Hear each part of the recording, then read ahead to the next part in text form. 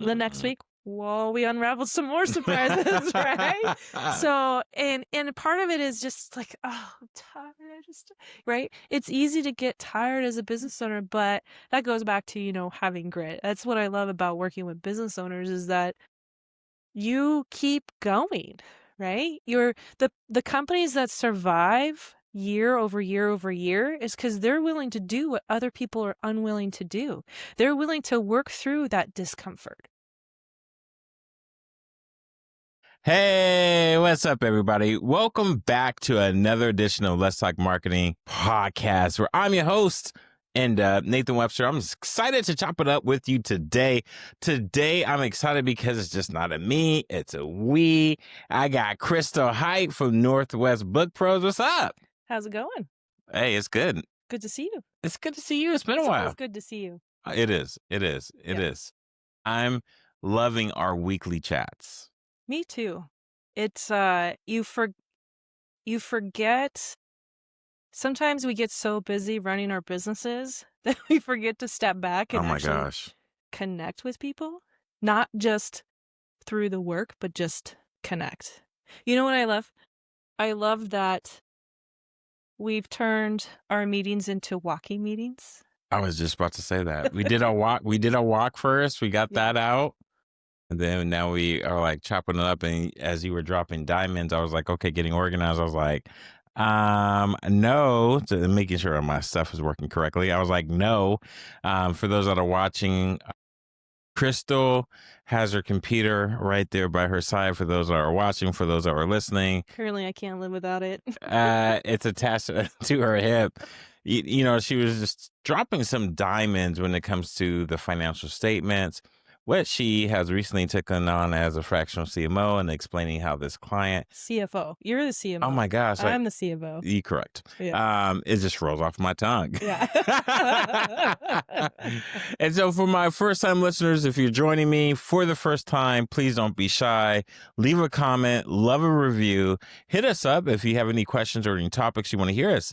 Hit me up at info@nwebsterllc.com. For my worldwide returning listeners, thank you very much for joining the show. As you know, I couldn't do it without your support. So let's just get right into this because Crystal. Nathan. The fractional, this is what I love her. The fractional CFO stuff is pretty intimidating. As Chris would say, we don't talk about money enough. Yeah, I think talking finances can be embarrassing for people. And Absolutely. not because people aren't making money.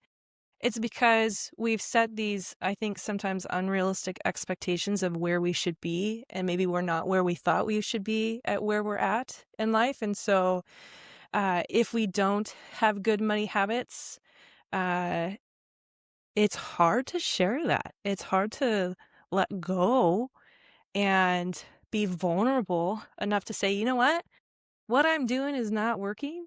Uh-huh. I need to do something different. I'll be the first one to say I didn't have good money habits. And it's not that like I don't have good money habits or a good credit score or have credit. I did, but I just didn't manage it well enough to put me in the place where I want to be. And it's because I had good, but they weren't great. They weren't phenomenal. So question for you. The habits that you have or had, Uh-huh. where do you think you picked those up from? My parents. Mm-hmm. So, and theirs was on the surface, they were good on the surface, but underneath the surface, they were very bad.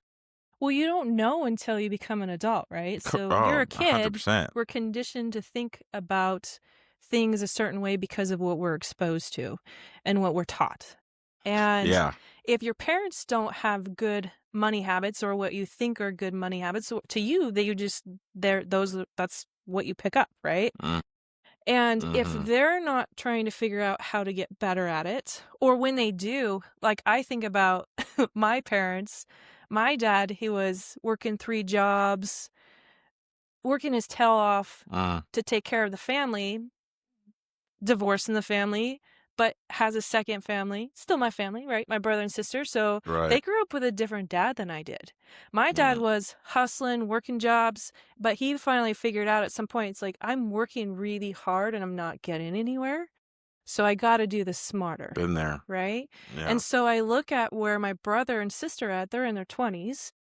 I'm not in my 20s, I'm older than that. Been out of my 20s for a little bit. Yeah. Yeah. Hmm. And it's so interesting to see how much further they are at their age mentally when it Oh, comes to money interesting. than what I was, because my dad and I did a lot of personal development courses when I was in my late teens, early 20s that Hmm. I had to pay for. He made me pay for them, right? But he opened up doors for me because he was going through them himself. So some of that we kind of grew up together in that Mm. aspect. And so there was a lot of unlearning that I had to go through. That's tough. I think that's when you say unlearning, some of that unlearning is painful, at least in my experience of dealing, especially recently with my mom, understanding that I had absorbed or by osmosis, but not more so trained of how to deal with money from retirement to uh, um, life insurance where she had none. hmm I learned in my late teens, I thought I was a spender and found out I was an avoider. And I Hmm. thought about when I finally figured that out, I went back and looked at my childhood and said, okay, what did I go through or experience that made me become an avoider, right? So then I thought about watching my parents grow up, and my dad was always working. So it's not like I really got exposed to it other than I learned to become a really good hard worker. But my mom was a spender, but she was also an avoider. So anytime she had to deal with challenges or deal with something difficult, it was rather than take on the challenge and figure out how to work through it, is just you just avoid it until it goes away, when in reality it never really goes away. But No, and I no. just think about how I picked up some of those traits and I was started. trying to remember, not to interrupt because I Yeah. want you to keep going, but you were saying an avoider and spender. Wasn't there Oh, I did a yeah, because it I comes did from root. a Yeah. conference, a 3-day conference, Millionaire Mind Intensive by T. Harv Eker. It was put on, he had a company, Peak Potentials, and he wrote the book, Millionaire, I forget what the book's called. It's a really good book, but at the event, uh, he had the whole audience, there's several thousand people there. We broke off into 4 different groups, and each group, he basically gave some examples of what each group was. So you had the savers, you had the avoiders, you had the spenders, and you had the givers.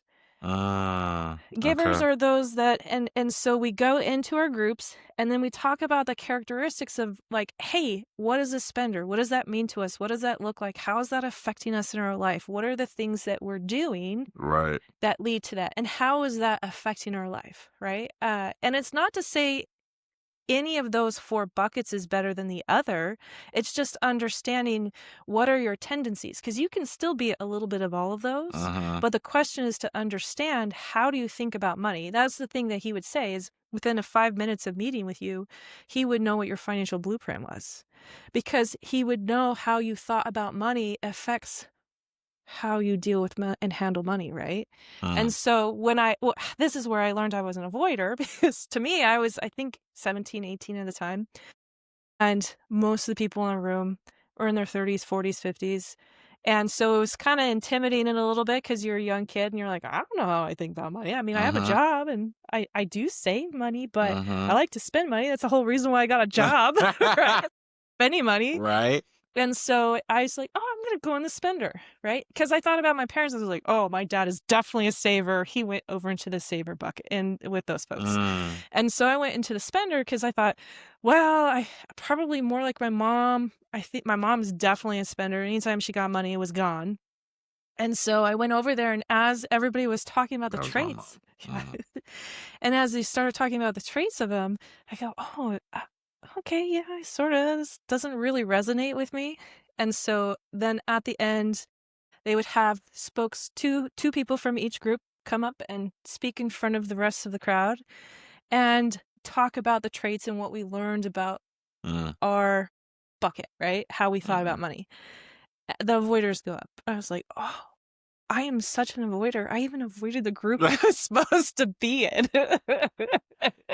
She's an avoider. Yeah. The avoider. But it's funny because not only with money did I think about that, but I thought about how else is that affecting me in my life too, right? What else was I avoiding? People pleaser, have always been a people pleaser. What do? Avoid conflict. I grew up around a lot of conflict and I thought, this is horrible. So I would avoid conflict, but I have seen how that's actually affected me in my business, right?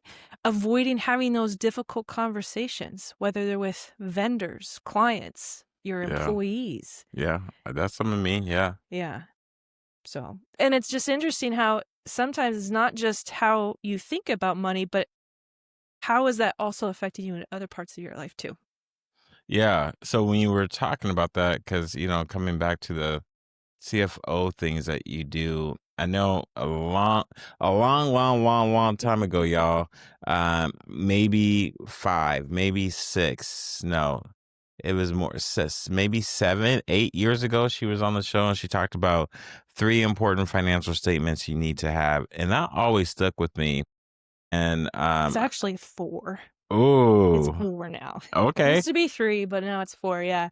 So Well, hold on. Let me just one last thing, because I want you to talk about that, because when I hired her, and this was just the very beginning to help me understanding the roles of financials, of like, hold on, there's a bookkeeper, there's a accountant, there's a tax person, there's a CFO, and they, you were talking about all that stuff. So yeah, go ahead and oh yeah. So what happens as a business owner is we figure we're going to save $1 where we can, right? We're going to do our own books, right? I can do my 100%. own books. It's fine. Uh-huh.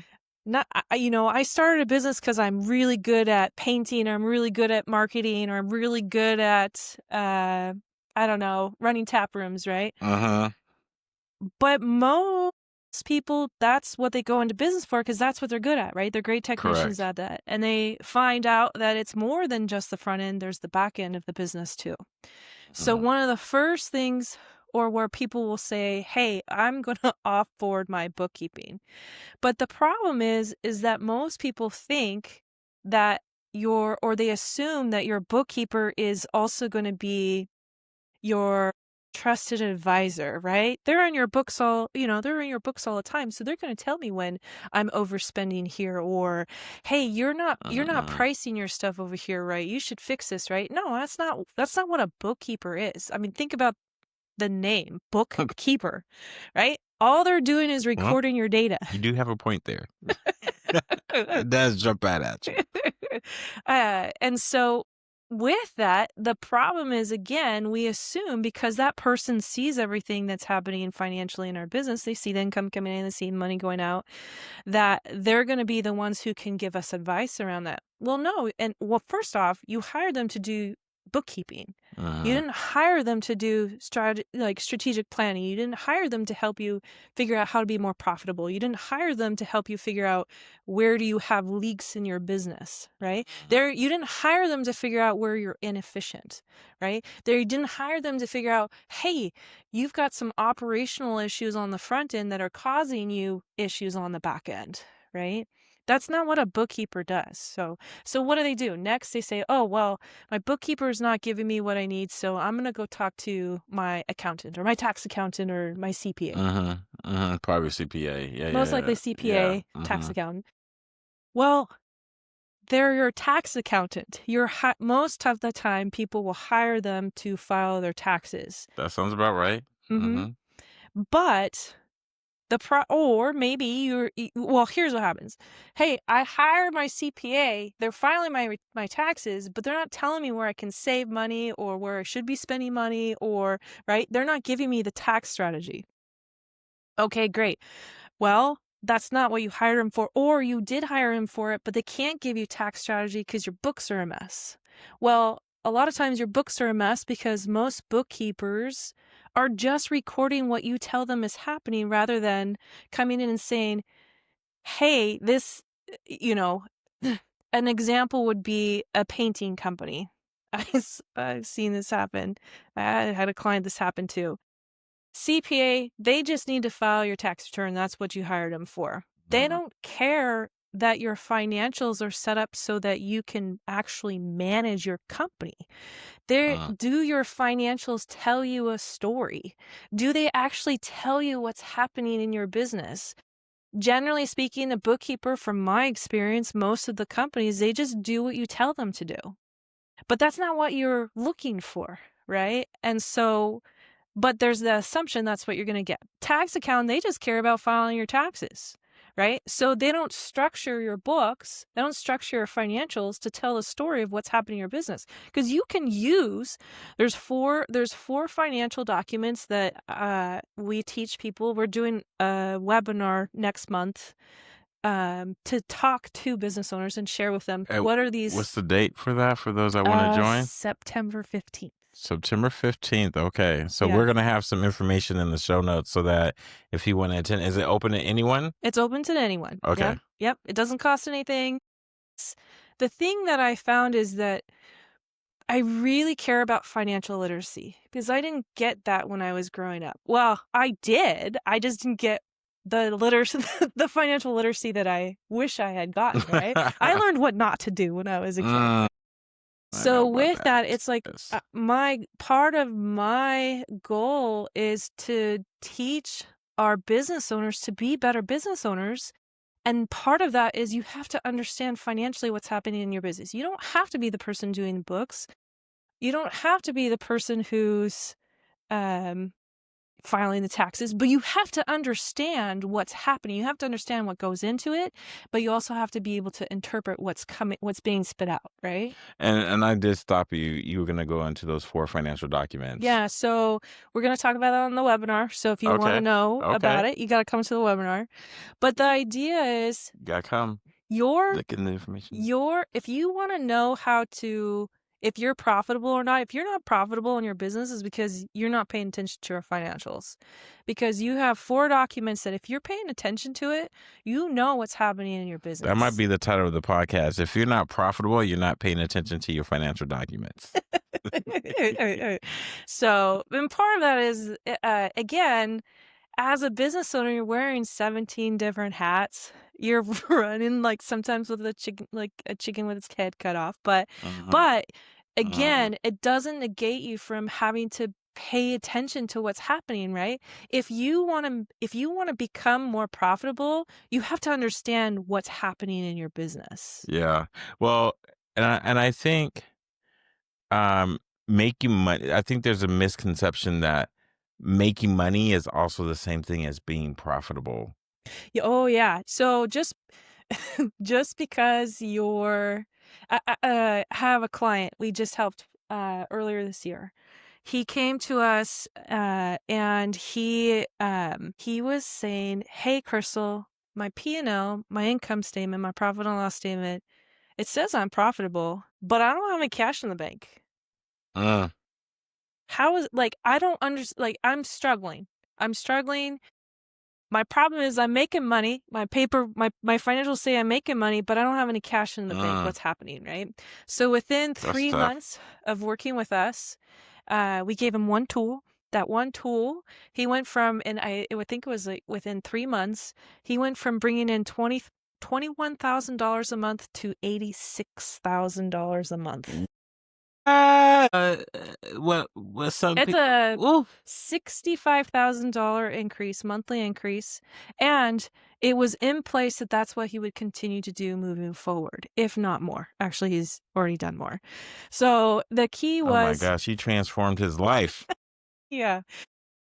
Well, I mean, it was a 300% increase, over a 300% increase. I think it was 311. Who doesn't want to see their 60% or 300% more money coming into their bank account? Yeah. But the key, that's what we're doing with a fractional CFO services, right? A fractional CFO, our job is to be your trusted advisor, your strategic partner that says, okay, let's actually see what's happening in your business. And again, we start with the financials. The financials tell us what's happening immediately. Lets us know what questions do we need to be asking. And that's where we can start digging in and figure out where you're having issues, right? And sometimes it's just those little tweaks.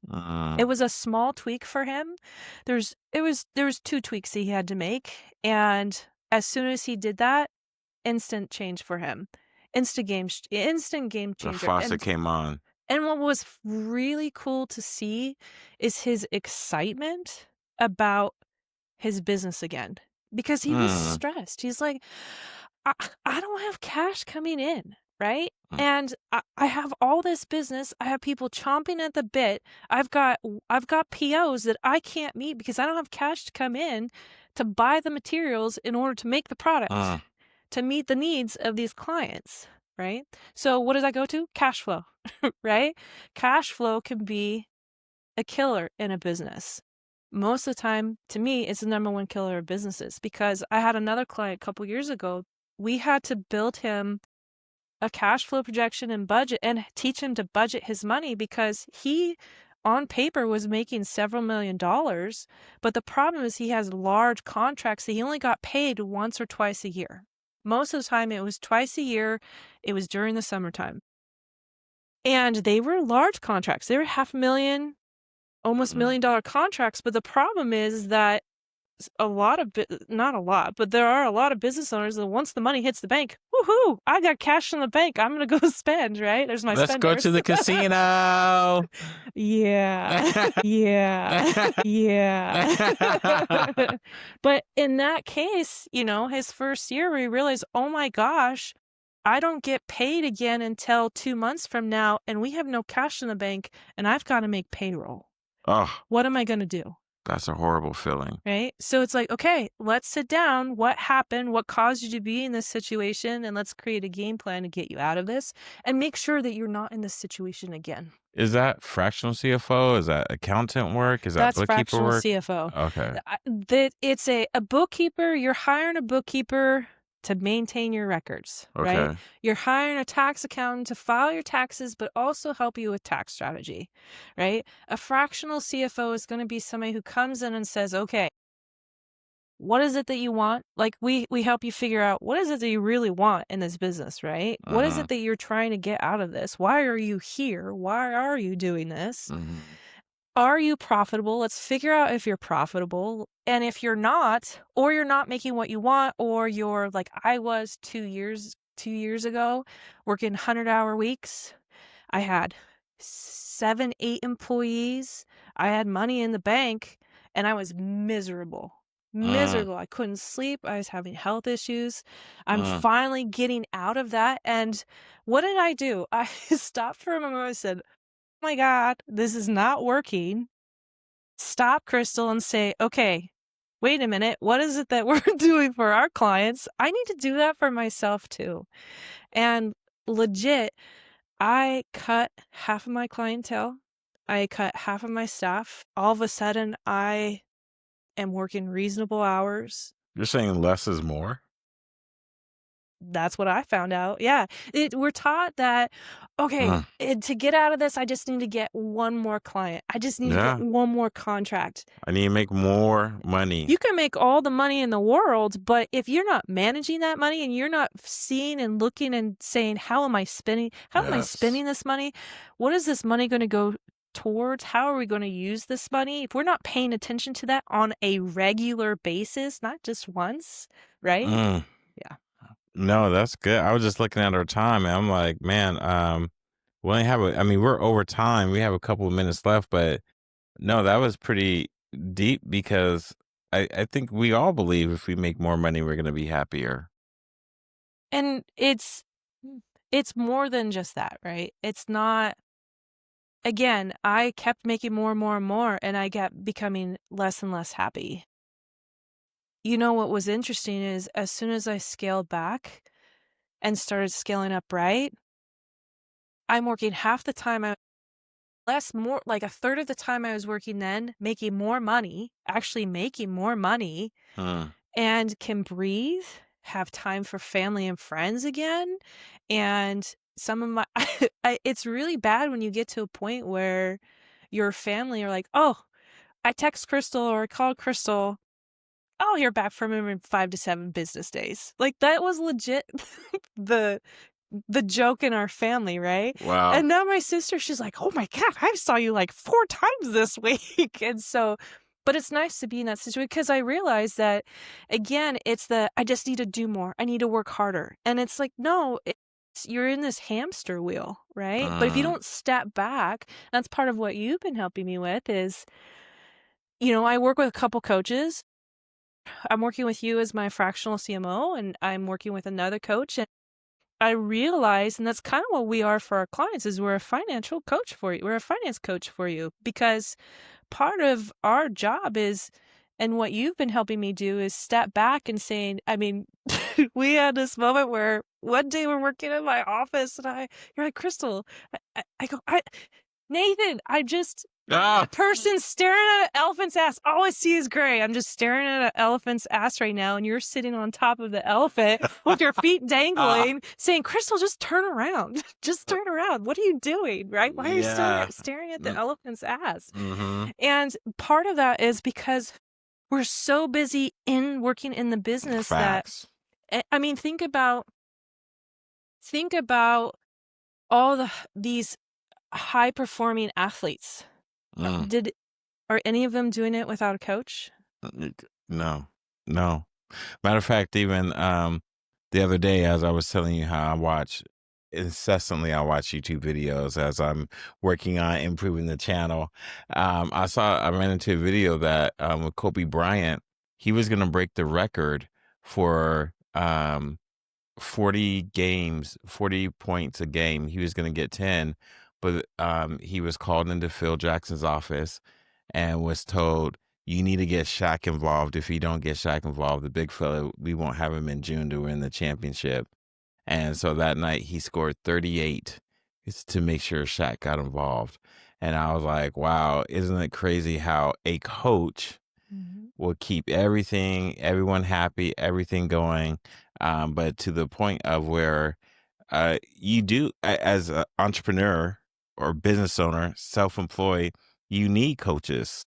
And you need a coach that's going to tell you what you don't want to hear. Because that's the hard. other thing. That is hard. Is, I was listening to this. I was watching YouTube as well.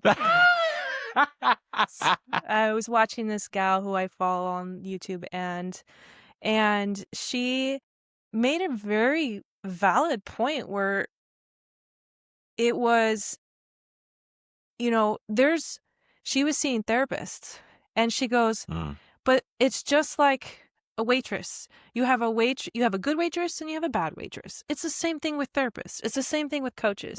So the key is you also want to find somebody who is a good coach is going to tell you what you need to hear. They're going to encourage you, but they're also going to tell you what you need to hear, which is sometimes what you don't want to hear, which but you're avoiding. Right? So, I'm not saying anything. Yeah, but it goes back to, it's also finding somebody that you resonate, but that's going to push you to be a better person, right?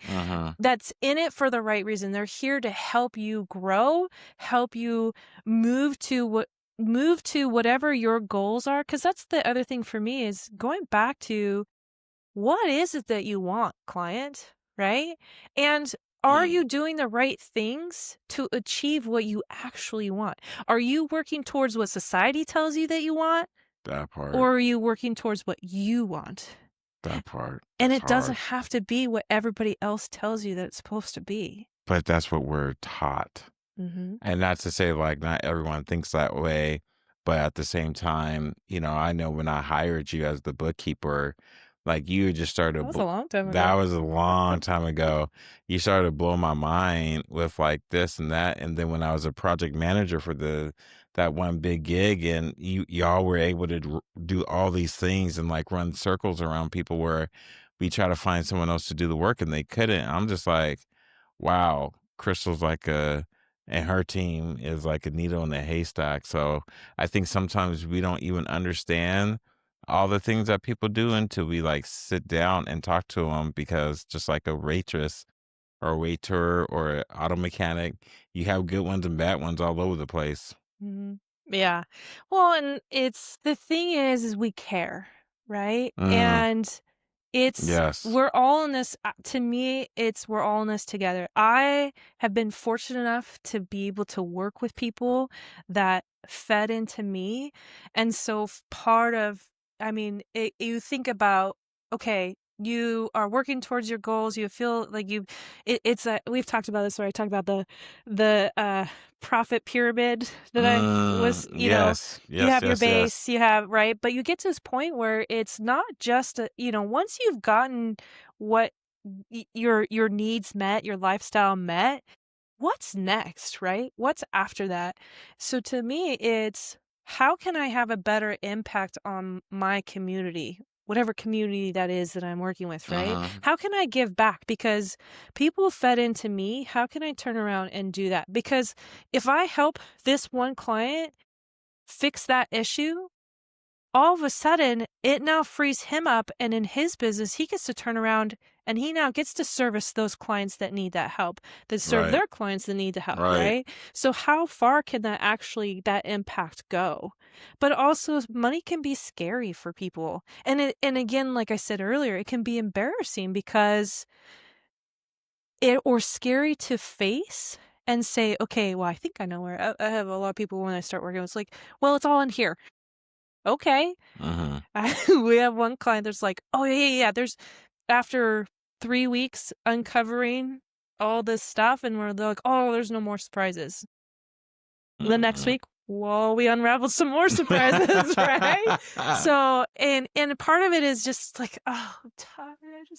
Right? It's easy to get tired as a business owner, but that goes back to, having grit. That's what I love about working with business owners, is that you keep going, right? The companies that survive year over year over year is because they're willing to do what other people are unwilling to do. They're willing to work through that discomfort. They're willing to work through, this is not working, let's try something else, right? Where a lot of people are like, yeah, I'm good. I'm just gonna stay here, right? I'm gonna throw in the towel. I'm done. That's all for now. Yeah. Well, for those that want to know or want to know more about what you offer, we're going to make sure we put all the information in the show notes because we're past our time. But is there any last tips for folks that say, like, man, I didn't know half this stuff, or where are some other things I should be looking for, or maybe a question I should ask? Is there anything you want to tell them? I would say go back and just assess, who are you working with? Like, who are your financial advisors that you're working with? Okay. Right? Who's your bookkeeper? Who's your tax accountant, your CPA? Who do you have a wealth advisor that you're working with? Do you have a fractional CFO you're working with? And are you getting what you want out of them? And if you're not, it might be time to start looking. Yo, I mean, it's just evaluating everything, and there's nothing wrong if you want to do that. And Crystal's information is going to be down at the bottom of the show notes, and of course, it's in the description. If you're watching this on YouTube, if you can go to her workshop, I highly recommend it. I've hired her a very long time ago, and I still owe her money because my stuff is, and so she's very gracious. She's very great at what she does and very humble. And so I appreciate you having on the show. Thank you for having me. I appreciate it. Absolutely. All right, y'all. Until next time, we wish you nothing but the best. Until then, dream big and Godspeed. We're out.